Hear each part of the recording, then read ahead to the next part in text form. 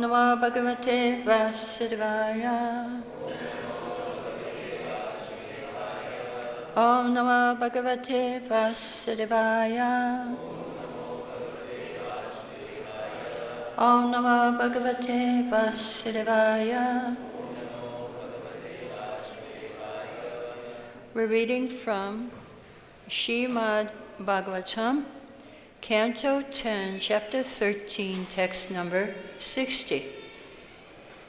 Yatra naisarga-durvairāḥ sahāsan nṛ-mṛgādayaḥ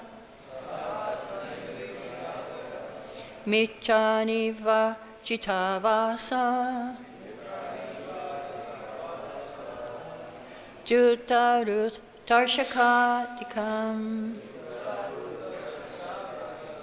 yatra, where naisarga, by nature, durvairāḥ, living in enmity, sahāsan, live together, nṛ, human beings, mṛga-ādayaḥ, and animals, mitrāṇi, friends, like, ajita, of Lord Śrī Kṛṣṇa, āvāsa, residence, druta, gone away, root, anger, tarṣaka-ādikam, thirst, and so on. Translation.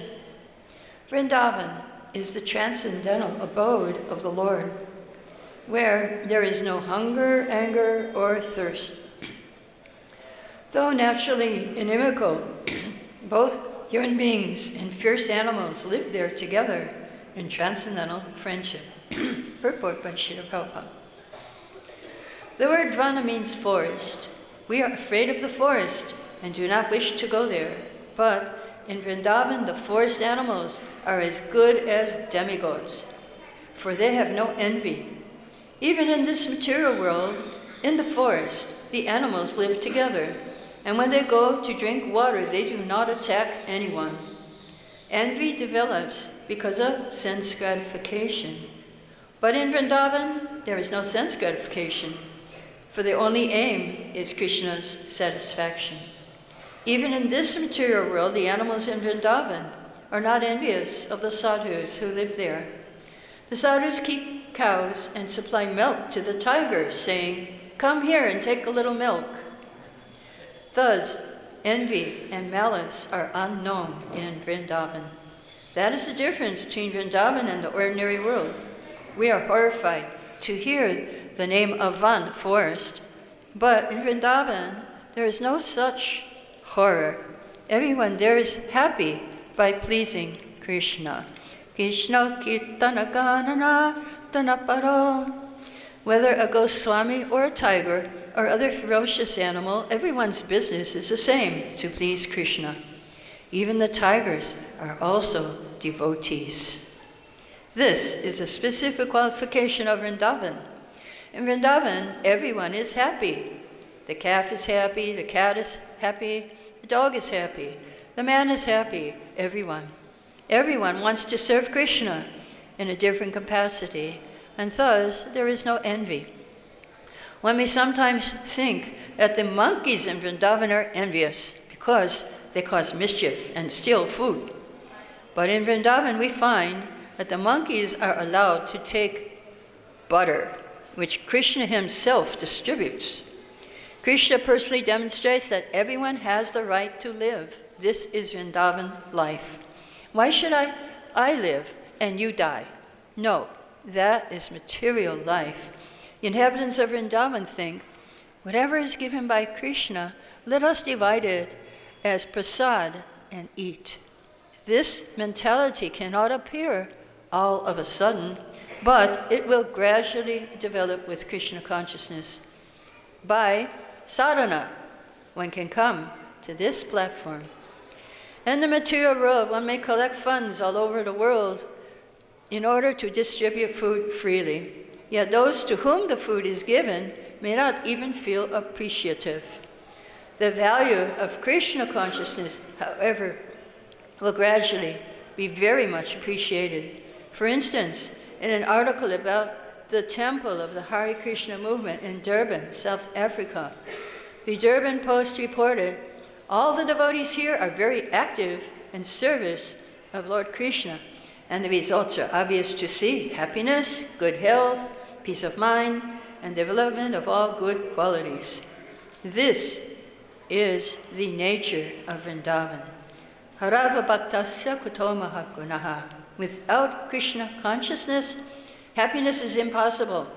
One may struggle, but one cannot have happiness. We are therefore trying to give human society the opportunity for a life of happiness, good health, peace of mind, and all good qualities through God consciousness. Mukam karoti vachalam pankam lankaitekiri yakipam tamam vande shigurum diratarinam Om Jnana Timirandasya Jnananjana Shalakaya Chakshumiritam Yena Tassamai Shri Gurave Namaha. So Prabhupada, the verse says, in Vrindavan there is no hunger, anger, or thirst. So we're living in Vrindavan. Is there hunger, anger, and thirst over here? If so, that means you're not living in Vrindavan. You're living in the material world. You are not seeing Vrindavan. You're not living in, this is Vrindavan. Prabhupada has the vision of Vrindavan. It says, everyone is happy here. You all happy here? Maybe. Oh, very good. So then you're in Vrindavan. If you're happy here, you're in Vrindavan. Good, very good. Yes, we are happy to be in Vrindavan. So that's the difference. In the material world, there's envy. We are all envious in the material world. In the spiritual world, there's no envy. So if we hear the description of Vaikuntha, when the four Kumars visited, there were so many flowers there, beautiful flowers, parijat, champak, lily, but they are conscious of Tulsi Devi austerities. So they're not envious of Tulsi. They let Tulsi be first. Tulsi should be offered to Krishna. And so the gopis also, they let Radharani be together with Krishna. They are not envious. This is the nature of the spiritual world. Even the flowers are not envious in the spiritual world. So if we are free from envy, we can see Vrindavan and live in Vrindavan. There is one bhajan that says, Nitai, when Nitai will give me mercy, I will see the things, the enjoyment of this world as insignificant. Then I can see Vrindavan. Then I can see. So you might be wondering why you can't see Vrindavan. Well, if you want to enjoy, then you won't see Vrindavan. Because there's no sense gratification in Vrindavan. Did you know that? Prabhupada said, no sense gratification here. Maybe you have realized it. But yes, it's true. So Bhagavatam begins also with who can hear Bhagavatam? Those who are not envious. Dharma projita kaita vatra paramo nirmat saranam satam. Bhagavatam, kicking out all religious activities which are materially motivated, and it gives the highest truth which is understandable by devotees who are pure in heart. So I have experience in Vrindavan of seeing how the animals here are non-envious. One time there was a bicycle going right by MVT really fast, and there was a dog sleeping. And the dog was just sleeping and the bicycle was coming. And a monkey came and pulled the tail of the dog and pulled it out of the path of the bicycle. And that's one example. Another example, Sachinandan Swami Maharaj gives in Govardhan. There was one dog who was crying and crying and crying and wailing. And two monkeys were trying to pacify the dog. One was speaking in one ear, one was speaking in the other ear to this poor dog. And they could not pacify it. Then Maharaj saw another time the dog was lying in front of the temple of Radha Krishna. And the dog was crying and crying and also howling. So that was what he was howling about. He was attached to Radha and Krishna, and he's in a dog body. He can't do much. seva there. And so we should have that attachment. This is Vrindavan. It's still happening even today. That the animals are not envious here.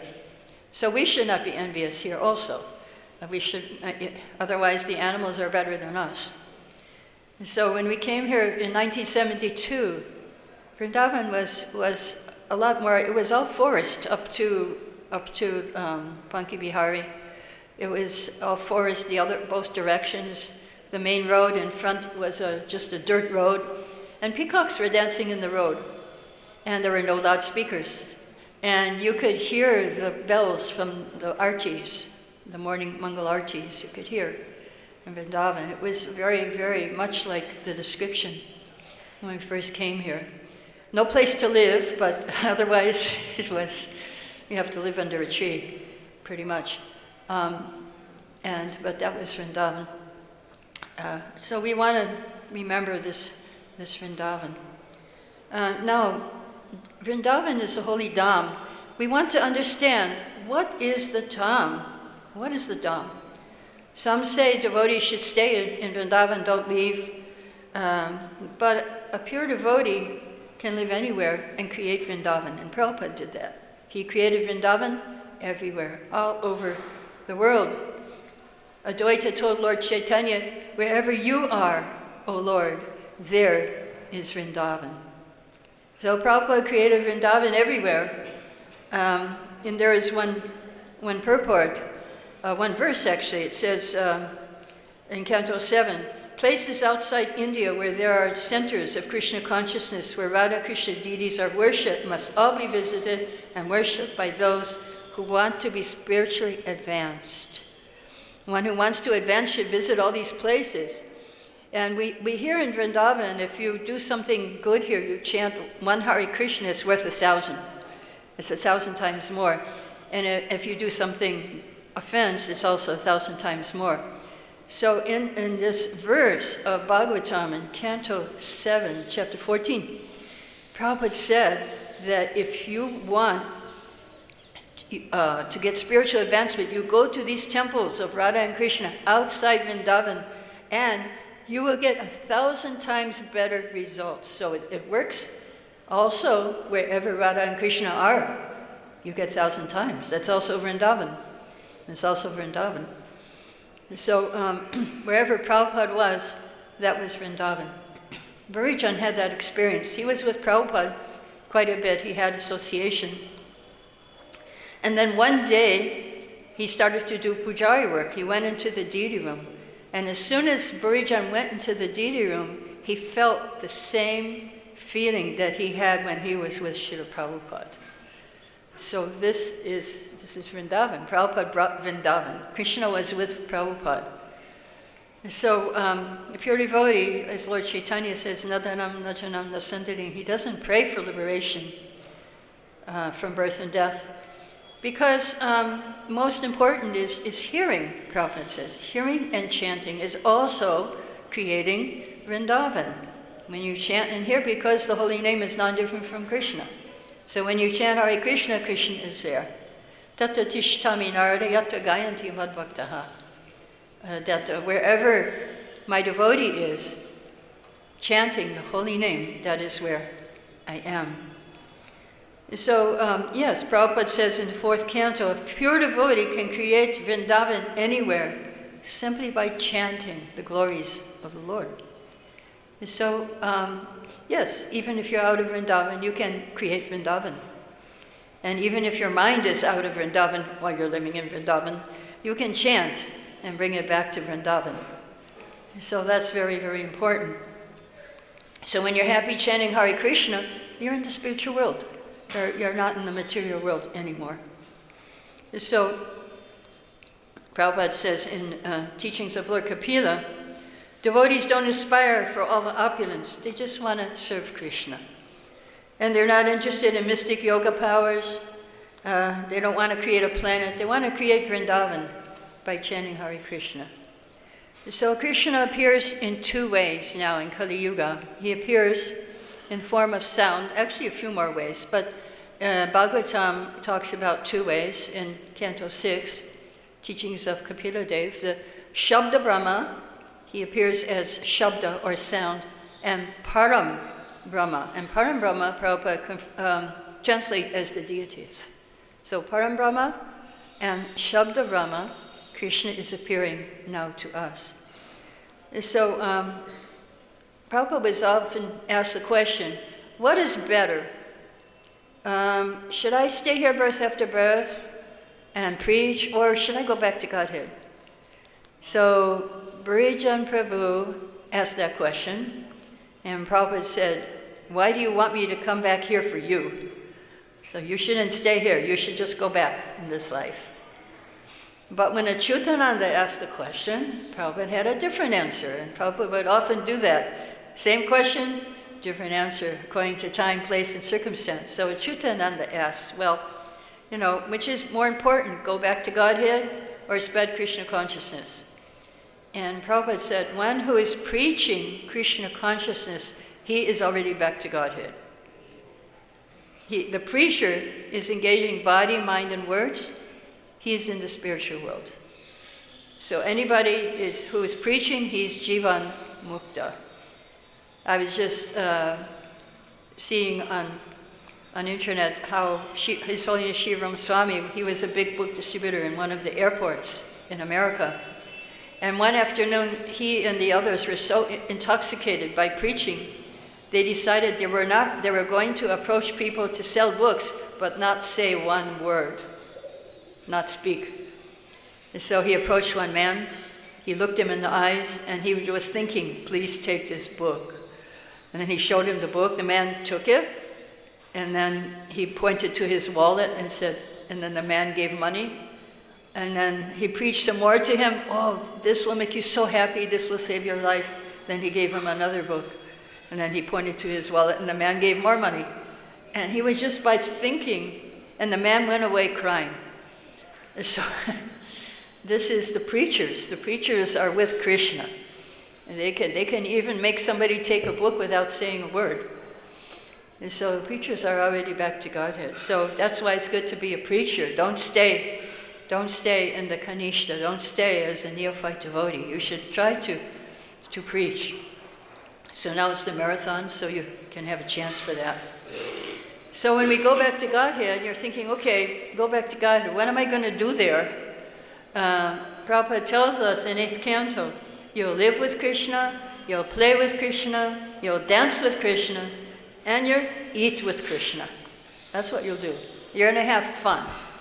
Because even if you're playing games, you don't have the same game twice. And that's eternally. Always a different game. Can you imagine that? The game is different every time. Might have the same equipment, but it won't be the same. So yeah, it's wonderful in the spiritual world. Everything is increasing. And so Prabhupada explained that we follow the instructions of the spiritual master. And we can chant 16 rounds, follow the regular principles, and we can go back to Godhead. So the vision of the pure devotee, he doesn't see materially manifested things. He sees Govinda in the heart of every atom, even.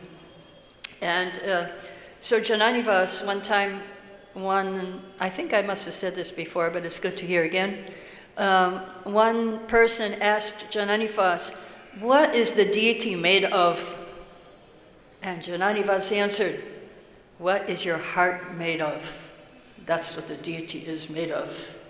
If your heart is made of stone, deity is made of stone.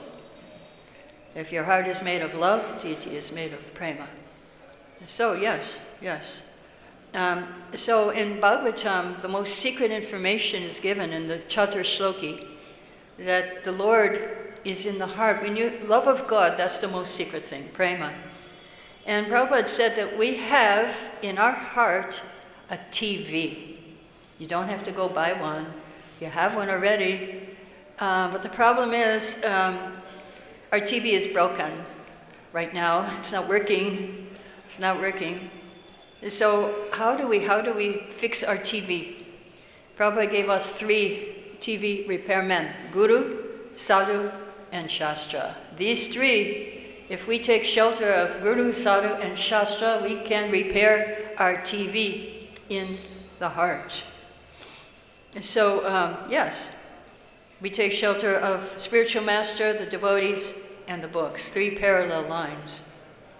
So, one time Upendra, Prabhupada's servant, asked Prabhupada, so how do you see? He said, Prabhupada, how do you see Krishna everywhere? So Prabhupada said, you see my glasses, when you look at my glasses, you can think of me. Oh, these are Prabhupada's glasses. Just like a mother, when a mother sees the shoes of her child, she thinks, oh, these are my child's shoes, and she feels very happy. So if you see a tree, you don't see the tree, you see the soul and super soul. So one time morning walk in London, Prabhupada wanted some twigs. He used to brush his teeth with twigs. And he sent some devotee to get the twigs. So the devotee broke one twig, then he broke the second twig, and he was ready to break the third, and Prabhupada said, don't disturb more than necessary. So Yogeshwar was there. He asked Prabhupada, what does a devotee see when he looks at a tree? Prabhupada said, what you see is the body of the tree, and there's a soul living in the body of the tree, and the soul is never alone. Ishvara sarvabhutanam, in the heart of the soul is Krishna. Isn't that interesting? Usually we hear about super soul being separate. Here Prabhupada said he's in the heart of the soul. Soul has a heart too, and in that heart is Krishna. So if you go to the spiritual world, you'll see Krishna in your heart. Also, it won't be super soul. It'll be Krishna. And so, yeah, how do we see Krishna? In Gita, Tesham satata yuktanam bhajatam pritipurvakam dadami bhakti-yogam tam yenamam upayanti te. That if you worship me with love, I'll give you intelligence how to see me. And Prabhupada says, Krishna will talk with you when you are 24 hours engaged in devotional service. He will speak to you. Of course, nowadays, in Kali Yuga, there are many people who say, oh yes, God is speaking to me. I don't need God. I don't need a guru. I don't need a guru. I can just speak to God myself. So one devotee asked Prabhupada, some people say this, and Prabhupada just got really angry. Why do you accept that? Why do you accept that God speaks to everyone? In Gita, Krishna says who he speaks to. And he quoted, Tesham satata yuktanam. So, what happens when we actually will see Krishna? What will happen? Well, first we get instructions from our guru. Like Chitraketu in Bhagavatam, he was instructed by Narada Muni and Angira. And then he followed the instructions, and then he got to see the Lord face to face. So Prabhupada said, if you want to go back to Godhead, you have to actually serve the mission. You have to follow the instructions of spiritual master. And he says in the only secret of success in seeing the Lord is to follow instructions. And then in the purport he says, instead of wanting to see the Lord in some bush of Vrindavan while at the same time engaging in sense gratification, if you follow the words of the spiritual master, you'll see the Lord quickly, without difficulty. So here in the material world, there's envy, there's competition, people are competing with each other. So very, very difficult to see Krishna, very difficult. If that envy is in your heart, then you won't be able to see Krishna. We have to chant and remove the anarthas from our heart. Prahlad Maharaj, he saw Krishna in the pillar, and Krishna came out and saved his life. So there's another verse in Bhagavatam that's Shankarshan is speaking to Chitraketu, and he's saying, Aham vai sarvabhutani, bhutatma bhutabhavana, shabda brahma param brahma, mobi, shashvati tanu.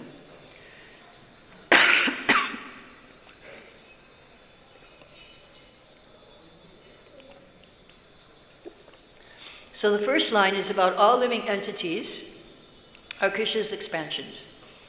So we are actually Brahman, we are part of Brahman. And then the second line is about Paramatma, Super Soul. And the third line is about Bhagavan. And Bhagavan is Param Brahma and Shabda Brahma, the deity and the holy name. So Paramatma, Srila Prabhupada explains, like if we go to the West, I was stuck there for 1 year during COVID, and you see people walking their dogs. Here in Vrindavan, I don't think that happens. Does it? I don't know. No. We see the street dogs. We don't see people with dogs.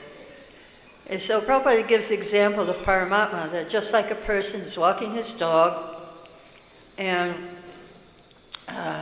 the dog is running, the dog is jumping, the dog is passing urine and stool, and the master is waiting for the dog to come back to home, to his home, waiting for him just to go back.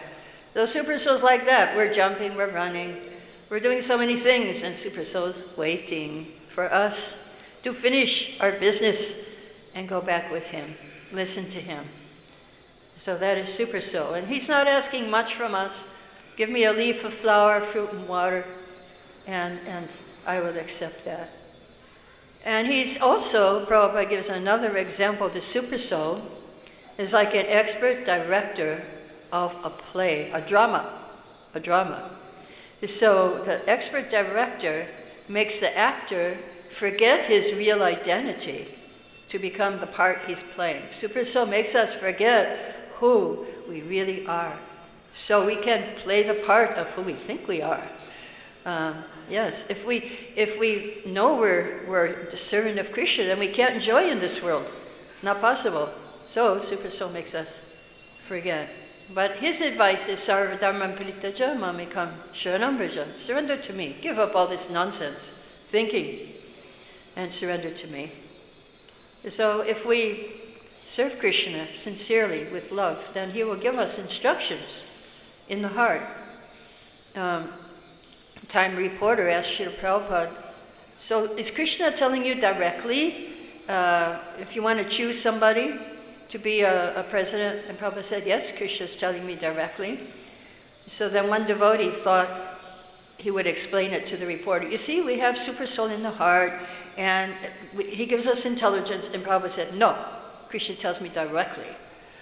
So that was Srila Prabhupada. He had that pure devotional service. And when we get this inspiration from super soul, we can get it every day if we just chant attentively. If we chant Hare Krishna attentively, then we connect with an ocean of intelligence.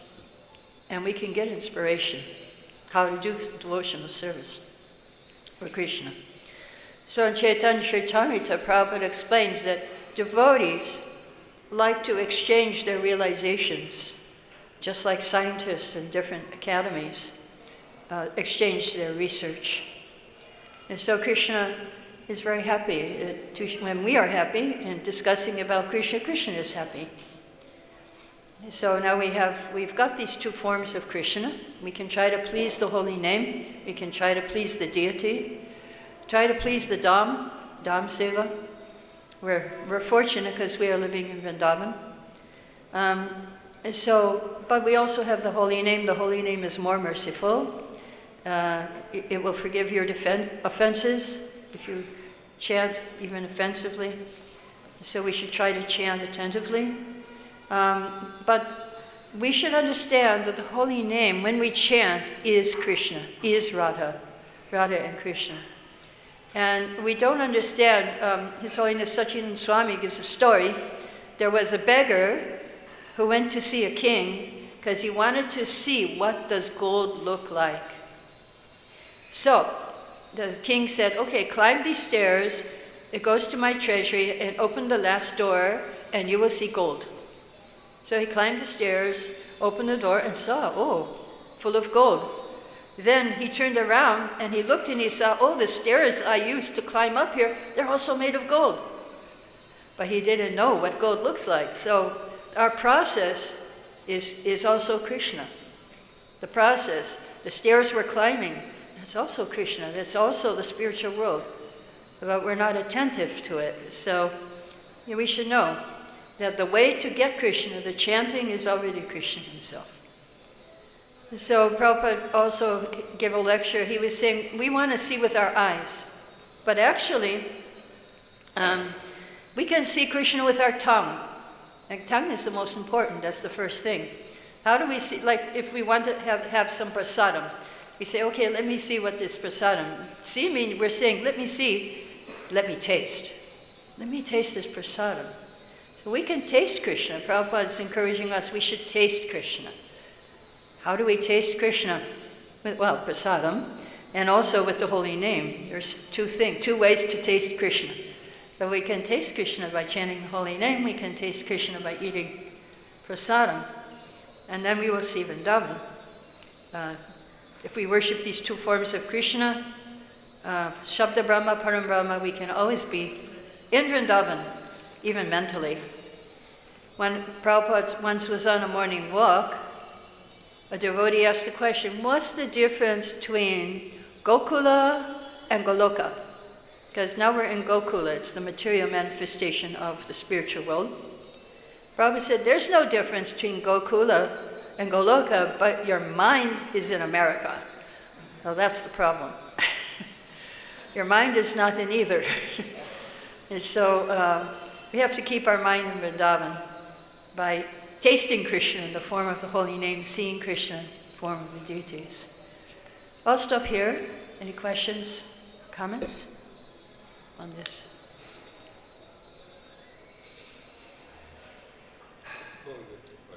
Huh? You like that last question? So when we see that the description of Vrindavan was so sublime, that we see that there are, people who are angry or suffering or struggling. Is it that our vision, or those that we have not refined our vision to the point of appreciating the Chintamani Dham? So basically it's a matter of vision that is being described? Yes, what you say is correct. It is a matter of vision, but at the same time, there is a covering over Vrindavan. And in order to penetrate that covering, if you penetrate the covering, you can get the vision. But if you can't, if you are also in the same mindset of being angry, of being all these things, then you can't penetrate the curtain which is covering Vrindavan. Like some devotees, when they first came with Prabhupada, they say, oh, it's so dirty here and so many things, open sewers. And then Prabhupada did say, no, it's your vision. He did say that. But at the same time, we have to understand that why do we see things in that way? It's because how we perceive, how we think. We're looking for the gutters, and we're looking, of course, sometimes we don't have to look. They just, we fall in them. They just come upon us. So that's really hard. I think maybe you have that experience, that difficulties may come, especially while you're in Vrindavan. So one good thing to do is do austerity before it's forced on you. You should do austerity in Vrindavan. It's a place for austerity. Prabhupada wanted us to be like Goswamis. So an example of doing austerity before it's forced on you, like don't just eat anything and everywhere, or else the austerity will be forced on you to be sick. And so better you be austere, you be sane in your eating. And I mean, that's just an example. That's an example. And then you won't have to have the austerity of taking medicine and seeing the doctor. But what do you think? Better eating than this. Yes.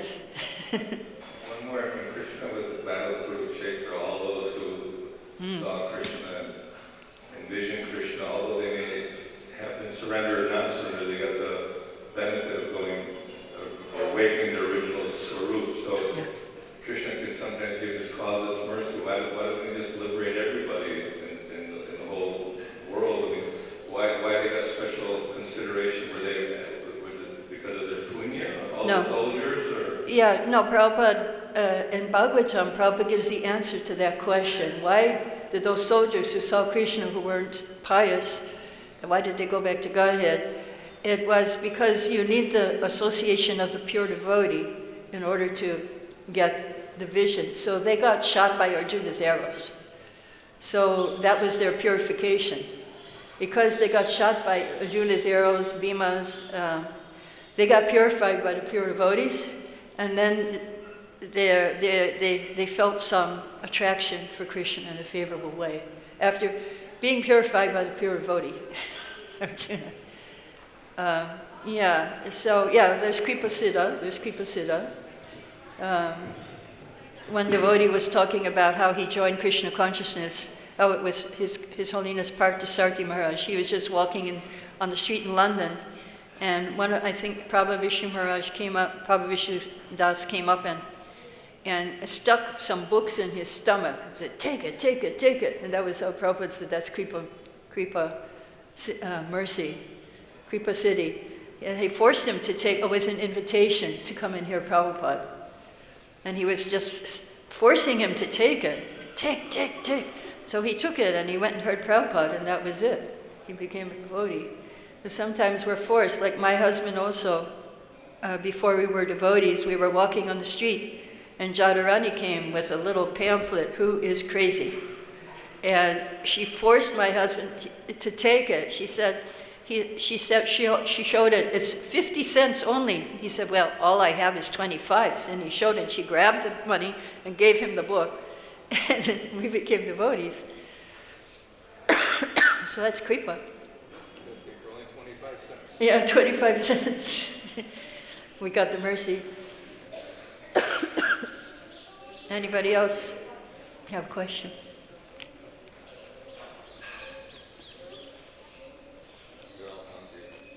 Everybody wants to taste. Yes, Panchagoda says everyone's eager to taste Krishna in the form of prasad.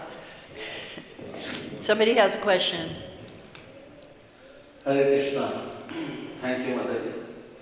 As it is said in the words that in Vrindavan, everyone is happy and no one is envious. But we see at the time of when Krishna was present, there were so many demons and they were all envious. And how can we understand this? How come there were envious demons in Vrindavan?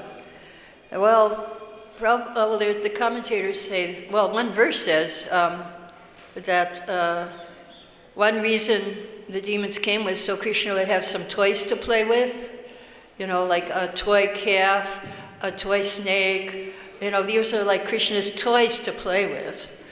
And so that's why they came. One verse says that in the 3rd canto. They were like toys for Krishna. And another commentator says that, we heard this recently in a recent class, that, the boys were so much into playing, they wouldn't stop for lunch. So just before lunch, a demon would come. A demon would come and stop their play, so he would kill the demon, then they would remember to eat lunch, because then they would stop playing. So these are reasons why. And but a lot of these demons were cursed in their past lives, and you will be liberated by being killed by Krishna. And so there's things going on behind the scenes there. But if you go to the Goloka, then there is no demons there. If you go to Goloka. Yeah, in Gokula there are demons, but they come for a reason. They're not residents of Vrindavan. Putana was not a resident of Vrindavan. See, now this verse is talking about residents of Vrindavan. Putana and Vatsasura, they were not residents of Vrindavan. So this verse is talking about those who live in Vrindavan, those who live here. They are not envious. Yes? Okay, hold on, the microphone is coming.